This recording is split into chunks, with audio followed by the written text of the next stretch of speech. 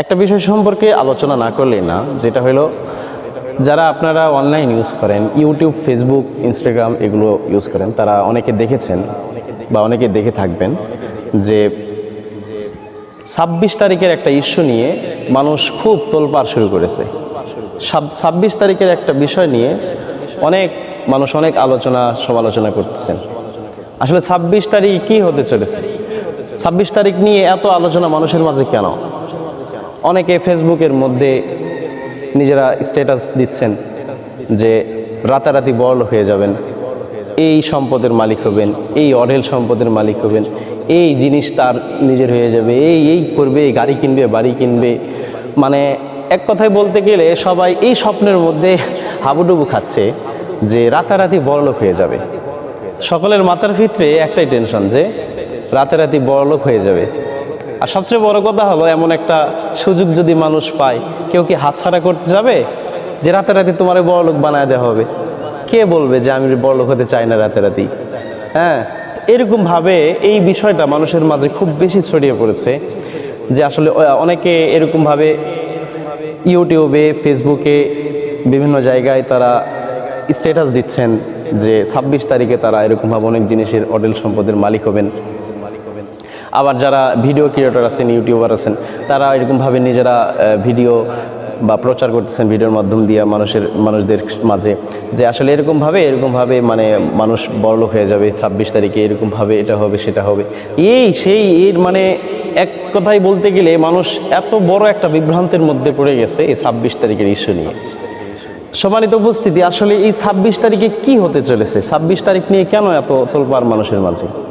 যতটুকু জানা গেছে 26 তারিখ সম্পর্কে, 26 তারিখের ইস্যুটা আসলে আসছে একটা গেম থেকে। ইনস্টাগ্রাম একটা ওয়েবসাইট বা অ্যাপ, এই ইনস্টাগ্রামের মাঝে মাঝে এরা কিছু গেম প্রচার করেন। ইনস্টাগ্রামে মাঝে মাঝে কিছু গেম প্রচার করেন। তো এই গেমের মধ্যে থেকে এই 26 তারিখের ইস্যু নিয়ে যে গেমটা হয়েছে সেটা হইল হামস্টার কাম বট গেমের নাম। তো এই গেমটা নিয়েই মানুষের মাঝে এত আলোচনা সমালোচনা। বলবেন গেম নিয়ে কেমনে আলোচনা সমালোচনা? তো এই গেমটা যে ক্রিয়েট করেছেন, এই গেমটা যে তৈরি করেছেন, সে কোনোভাবে মানুষদেরকে জানাইছেন এই গেমটা খেলার মাধ্যমে গেমের ভিতরে কিছু কয়েন জমা হয়। এই কয়েন জমা হওয়ার কারণে বলা হয়েছে যে এই কয়েনটা হয়তো কোনো না কোনোভাবে ডলারে রূপান্তর হবে বা টাকায় রূপান্তরিত হবে 26 তারিখে। তো এই একটা ইস্যু নিয়ে মানুষের মাঝে এত তোলপাড়, এত কিছু, সবাই আর আছে না, বাঙালি তো হুজুগে বাঙালি, আর কি হুজুগে বাঙালি, কোনো একটা বিষয় পাইলে দেখা যাচ্ছে এই 26 তারিখের ইস্যু অনেকে জানে, অনেকে জানে না। এই গেম বিষয়ে অনেকে জানে, অনেকে জানে না। আর আমার কিছু ইউটিউবার ভাইরা তো আছেন যারা নিজেদের ভিউজ কামানোর জন্য, নিজেদের মানে সাবস্ক্রাইবার কামানোর জন্য তারা এরকমভাবে ইউটিউবে কোনো একটা ইস্যু পাইলেই তারা নিজেরা এটা সত্যতা যাচাই করতে পারুক বা না পারুক, নিজেরা এটা নিয়ে আলোচনা নিয়ে নিজেরা এই বিষয়ে জেনে থাকুক বা না থাকুক, তারা এই কাজটা খুব তাড়াতাড়ি করেন যে কোনো একটা ইস্যু পাইলে সেটা নিয়ে ভিডিও মানুষের সামনে তুলে ধরবে, সত্য হোক বা মিথ্যা। তো এই 26 তারিখের এই ইস্যু নিয়ে এই জায়গা থেকে মানুষের ভিতরে বিভিন্ন একটা লোভ প্রলোভন কাজ করতে লাগছে। যখন ওই গেমের মাধ্যম দিয়ে, যখন ওই গেমের মধ্যে থেকে মানুষদেরকে এইভাবে জানানো হয়েছে যে আসলে এই গেমে এরকমভাবে এই কয়েনগুলো টাকায় রূপান্তরিত হবে, তো এই একটা লোভ প্রলোভন মানুষের ভিতরে কাজ করতে লাগছে, যে কারণে সবাই এই 26 তারিখ নিয়ে তোলপাড় শুরু করছে। ভাই, মানুষ এত বোকা কেমনে হতে পারে? মানুষের মাথা এত হালকা কেমনে হতে পারে? অনেকে তো এরকমও বলে যে আরে ভাই, এই হামস্টার কম্বট নামীয় যে গেমটি আছে, এই গেমে ফলোয়ার আছে মোটামুটি 300 মিলিয়নের মতো। 300 মিলিয়ন ফলোয়ারের যদি $2 করেও দেওয়া হয়, তাহলে কত টাকার প্রয়োজন, হিসাব আছে? তারা কি কখনো পারবে এটা দিতে? কখনোই সম্ভব না। মানুষ এতটা বোকা কেমনে হতে পারে? তাদের মাথায় কি এই জিনিস কাজ করে না যে হায় আমি ফ্রি গেম খেলবো, খেলার পরে আমাদের তারা এত টাকা দিবে, কোথা থেকে, কেন দিবে? সম্ভবত বিষয়টা এরকম যে হয়তোবা তারা তাদের গেমটাকে প্রচার করার জন্য, তাদের গেমটাকে সবার মাঝে ছড়িয়ে দেওয়ার জন্য এরকম একটা লোভ মানুষের মাঝে কাজ করেছে। এক কথায় মানে ইউটিউব, ফেসবুক, টিকটক এইগুলোর মাধ্যম দিয়ে, বিশেষ করে টিকটকের মাধ্যম দিয়ে মানুষের মাঝে আরো বেশি ছড়িয়ে পড়ছে এই গেমটা। মানুষ কষ্ট পরিশ্রম কইরা কইরা কইরা টাকা পয়সা আয় রোজগার করতে পারছে না, মানুষ কষ্ট পরিশ্রম কইরা বড়লোক হতে পারতেছে না। আর আপনি কি সুন্দর স্বপ্ন দেখে বসে রয়েছেন যে রাতারাতি আপনার একদম জীবন পরিবর্তন হয়ে যাবে। সাবধান, কখনো এই ধরনের বোকা চিন্তা ভাবনা মনের ভিতরে কখনো জায়গা দিয়েন না। নিজেরা বুঝতে শিখেন, বাস্তবতাকে বোঝেন, এত সহজ না। হ্যাঁ, অনেকে এরকম আছে, জুয়া খেলা আছে, অনেকে জুয়া খেলে, গেমের ভিতরে কিছু টাকা ডিপোজিট করে, কিছু টাকা অ্যাড করে, অনেকে মানে বলে এরকম শোনা যায়, যেটা যে গেমের ভিতরে টাকা অ্যাড করে, অ্যাড করার পর ওই টাকার বিনিময়ে খেলে, খেলার পরে কেউ ঠকে কেউ জিতে, কেউ ঠকে কেউ জিতে, এই জায়গা থেকে হয়তো বা কিছু অংশ লাভ করতে পারবেন। এরকম যদি হয় তাহলে টাকা দিয়ে টাকা পাওয়া বা বড়লোক হওয়ার একটা চিন্তা ভাবনা তখন মাথার ভিতরে আনতে পারেন, কিন্তু খবরদার কখনো এরকম কাজ করবেন না। কখনো টাকা দিয়ে এরকম গেম বা কোনো একটা ওয়েবসাইটে টাকা অ্যাড করে টাকা পাওয়ার চিন্তা ভাবনা করবেন না।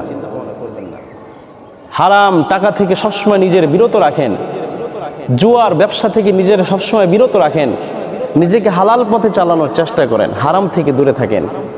নবীজি বলেন, হারাম ভক্ষণকারী ব্যক্তি কখনো জান্নাতে প্রবেশ করবে না। লা ইয়াদখুলুল জান্নাতা জাসাদুন গুজিয়া বিল হারাম। এজন্য হারাম থেকে সবসময় নিজেকে বিরত রাখেন। এই গেমের কথা তো বাদই দিলাম, অনেকে যারা টাকা অ্যাড করার পরে নিজেরা বড়লোক হওয়ার চিন্তা ভাবনা করেন, টাকা কামানোর চিন্তা ভাবনা করেন, কখনো এই ধরনের কাজ করবেন না। সবসময় নিজেকে এই ধরনের কাজ থেকে সেফ করার চেষ্টা করবেন, কখনো যেন নিজে এরকমভাবে কোনো কাজে জড়িত না হন, এই চেষ্টা করবেন। আর সবচেয়ে বড় কথা হলো, আপনারা যে লোভে পড়ে, আপনারা যে প্রলোভনের মধ্যে লিপ্ত হয়ে এই গেমের মধ্যে নিজেরা সময় ব্যয় করছেন, এই গেমের মধ্যে যে সময়টুকু দিচ্ছেন, আল্লাহর কাছে কি এই সময়ের জবাবদিহি করতে পারবেন? নিজেরাও বুঝতে পারছেন না যে হয়তোবা আপনার সময়টা কতটা মূল্যবান, কতটা মূল্যবান সময় আপনি এই ফালতু একটা গেমের পিছনে আপনার নষ্ট করছেন। সময়কে মূল্যায়ন দিতে শিখেন, সময়ের দাম বোঝেন। আল্লাহ পাক রব্বুল আলামিন সময়কে কসম করে বলেছেন, ওয়াল আসর, সময়ের কসম। কেন আল্লাহ তাআলা সময়ের কসম খাইলেন? সময়ের মূল্য অনেক বেশি, সময়ের মূল্য অনেক বেশি। যে ব্যক্তি সময়ের মূল্যায়ন করতে জানে না, যে সময়ের দাম বোঝে না, সময়ের মূল্য বোঝে না, সে কখনো পৃথিবীতে কোনো কাজেই ঠিক মতো সফলতা অর্জন করতে পারবে না। সময়ের মূল্য যদি দিতে শিখেন, সময়ের মূল্য যদি বোঝেন, তাহলে অবশ্যই অবশ্যই আপনি সফল হতে পারবেন। আল্লাহ পাক রব্বুল আলামিন বলেন, ওয়াল আসর ইন্নাল ইনসানা লাফি খুসর। কোরআন শরীফের ছোট্ট একটি সূরা, ক্ষুদ্রতম একটি সূরা, কিন্তু এর মান মর্যাদা অনেক বেশি, সূরা আসর। তো এই সূরাটা দেখতে ছোট হলেও কিন্তু এর গুরুত্ব মহত্বের দিক দিয়ে অনেক বেশি। ইমাম শাফি রহমতুল্লাহি আলাইহি বলেন যে কোনো ব্যক্তি যদি এই সূরা আসর নিয়ে চিন্তা ভাবনা করে, সূরা আসর নিয়ে যদি একটু গবেষণা করে, তবে তার হেদায়েতের জন্য, সফলতার জন্য এই সূরাই যথেষ্ট। হযরতে উবাইদুল্লাহ ইবনে হিসন রাদিয়াল্লাহু তাআলা আনহু বলেছেন, নবী করিম সাল্লাল্লাহু আলাইহি ওয়াসাল্লামের সাহাবীগণ এর মধ্যে থেকে যখন দুইজন সাহাবী একত্রিত হইতেন, দুইজন একসাথে যখন হতেন, তারা নিজেরা একে অপরকে এই সূরা আসর সম্পর্কে আলোচনা করতেন। সূরা আসর তারা একে অপরে সূরা আসর শোনাশুনি করতেন, সূরা আসর নিয়ে আলোচনা করতেন। কারণ সূরা আসর এমন একটা সূরা, যেই সূরাটা কেউ যদি বোঝে, কেউ যদি পরিপূর্ণভাবে মেনে চলে, তার জীবনে সফলতার জন্য একটা সূরাই যথেষ্ট, বেশি কিছুর প্রয়োজন নাই। আল্লাহ তাআলা বলেছেন, ইন্নাল ইনসানা লাফি খুসর, নিশ্চয় মানুষেরা ক্ষতিগ্রস্ত, ইল্লাল্লাযীনা আমানু ওয়া আমিলুস সালিহাত ওয়া তাওয়াসাউ বিল হক ওয়া তাওয়াসাউ বিস সবর।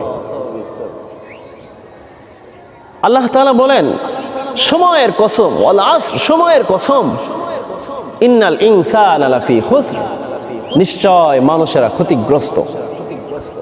ইন্নাল ইনসানা লাফি খুসর, আল্লাহ তাআলা সময়ের সাথে এই মানুষের ক্ষতিটাকে কেন সম্পৃক্ত করলেন? আল্লাহ তাআলা সময়ের সাথে মানুষের ক্ষতিটাকে সম্পৃক্ত করার কারণ হলো মানুষ সময়ের মূল্যায়ন করতে জানে না। মানুষেরা সময়ের মূল্য বোঝে না, সময়কে দাম দিতে শিখে নাই।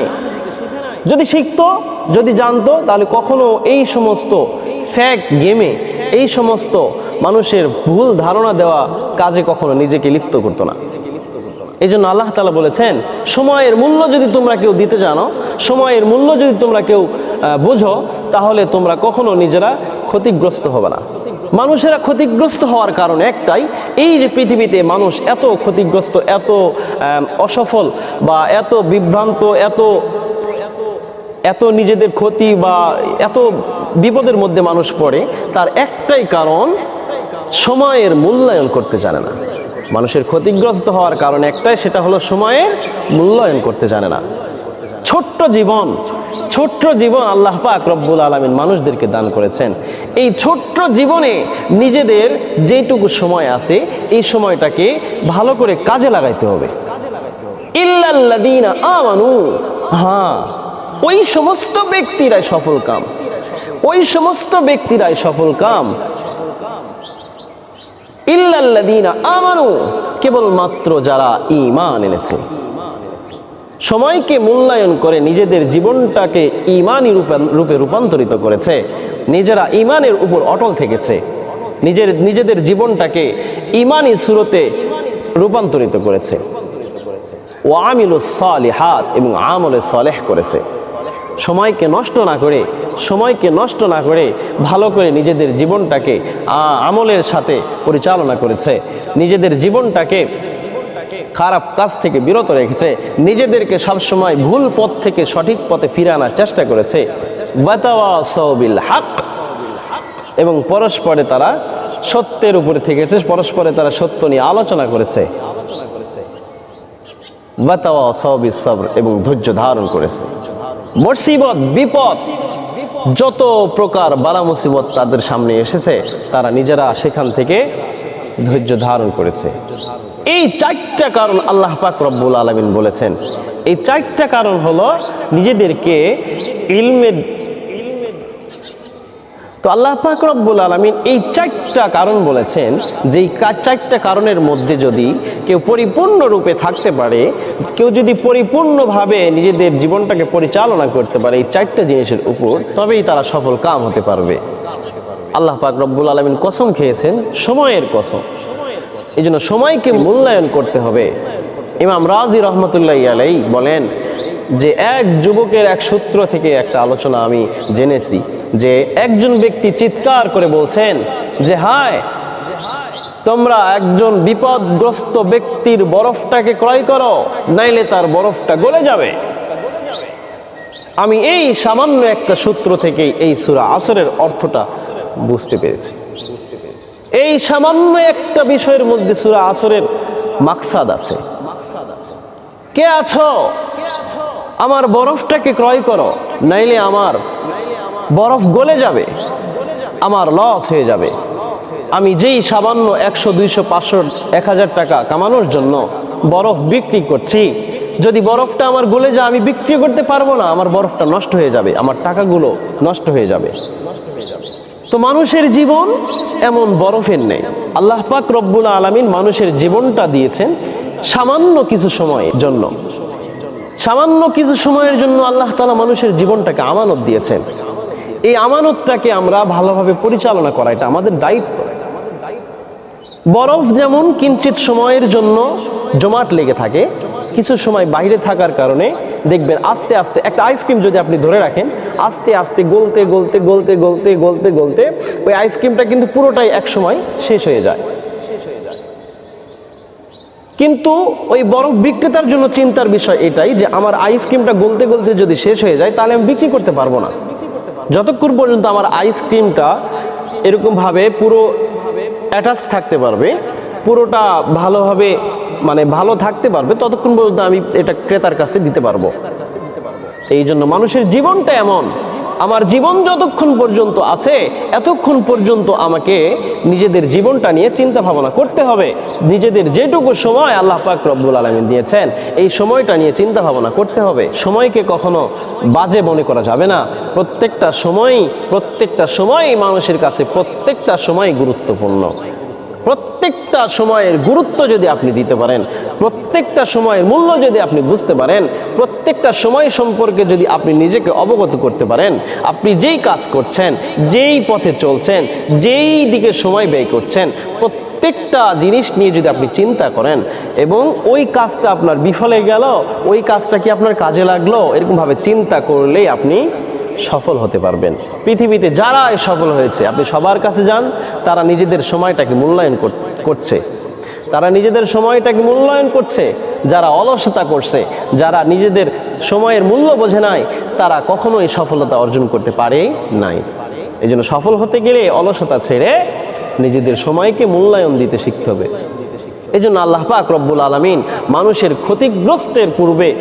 ক্ষতিগ্রস্ত সম্পর্কে আলোচনার পূর্বে সময়ের কসম খেয়েছেন। কারণ মানুষের ক্ষতি